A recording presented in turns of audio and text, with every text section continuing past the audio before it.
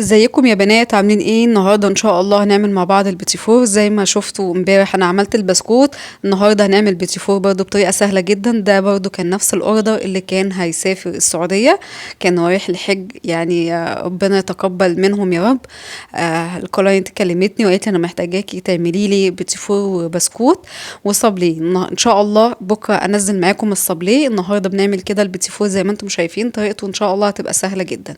معايا 750 جرام من الزبده زي ما قلت لك امبارح، تقدري تستخدمي اي نوع انت بتحبيه، وقلت لك برضو على افضل الانواع اللي موجوده في السوق. وحطيت عليهم 250 من السكر البودر. السكر برضو انا طحناه في البيت وبتاكد ان هو ناعم جدا. بعد ما بطحنه بنخله كده كويس عشان ما ينزلش معايا اي حبيبات انا مش عايزاها.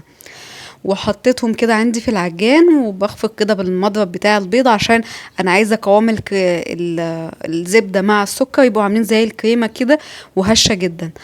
وحطيت بعد كده البيض عندي بيبقى بدرجة حرارة الغرفة. حطيت بيضتين كاملين وصفار بيضة.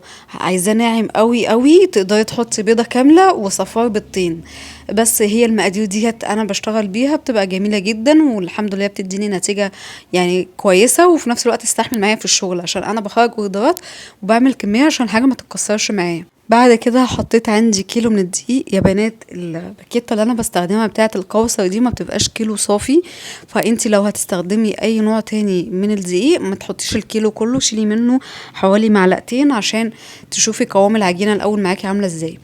حطيتهم في العجان زي ما انتم شايفين كده. انا مش بضرب، انا يعني بخلي العجان عندي يلف وبوقف وبيلف تاني وبوقف، بحيث ان انا بقلب الخليط بدل ما اقلبه على ايديا. تقدري انت في المرحله دي تقلبيه على ايديكي عشان ما تعجنيش في المقادير وتطلع معاكي المقادير معاكي معضمه، وفي الاخر تقولي ده مقادير مروه وما نفعتش معايا. لا، انا بقولك اهو لو انت هتشتغلي اعمليها على ايديكي الخطوه ديت عشان ما تعمليش زي، لان انا بعمل شغل فانا عارفه واخده ايدي واخده على الموضوع وكده. حطيت عندي كمية في القطاز زي ما انتم شايفين، وبضغط من تحت خالص يعني على كفة ايدي، يعني بضغط على قد ايدي من تحت.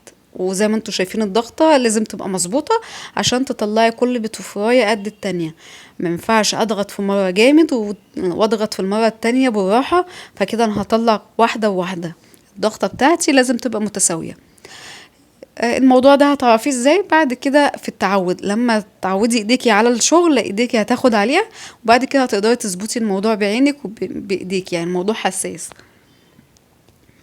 وانا سايبه لكم اللقطه ديت بطيئه عشان تشوفي طريقه التشكيل، يعني دي على الطبيعه يعني، ولا متبطئه ولا متسرعه، دي الطبيعه. انا بشتغل براحتي كده خاصه في المرحله دي، علشان دي محتاجه ان ضغطه الايد تكون واحده. زي ما انتم شايفين كده ما شاء الله. كل واحدة قد التانية، والعجينة نازلة من القرطاس بسهولة وبساطة جدا. ناعمة على ايدي، مش تقيلة توجع لي ايديا وفي الاخر تطلع العجينة معضمة او تطلع ناشفة مش ناعمة زي ما احنا بنتكلم. لا، بصوا ما شاء الله، حتى هنا في اضاءة النهار عاملة ازاي، ما شاء الله جميلة جدا. التسوية بقى برضو بندخله على درجة حرارة متوسطة، ونفس الدرجة اللي احنا بنسوي عليها البسكوت هي نفس الدرجة اللي بنسوي عليها بقية النواعم بتاعتنا.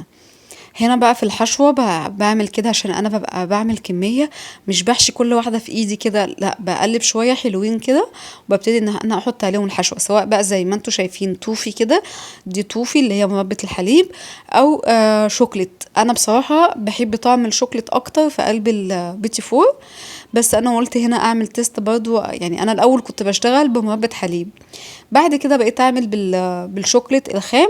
بتقطمي كده، انتي قطمتي قطعة شوكليت من جوه زي قطعة الشوكليت اللي بره، فكله ماشي مع بعض. المشكلة بقى في مربى الحليب ما عجبتنيش المرة دي، حسيتها بتشد كده، كان يعني شايفين قطعة الطوفي لما تبقى بتشد معاكي، حسيتها كده ما بقتش حلوه زي بتاعت زمان خالص. ده كان شكل بقى البيتي فور بعد ما زيناه في الشوكليت. زي ما انتم شايفين كده انا عامله بشوكولاته دارك وشوكولاته بالحليب. يا رب يكون فيديو النهارده عجبكم، ولو عجبكم كالعاده ما تنسوش تحطوا لي لايك واشتراك في القناه لو انتوا لسه ما اشتركتوش، واعملوا شير عشان يوصل الفيديو لاكبر عدد من المتابعين. واشوفكم في فيديو جديد. باي باي.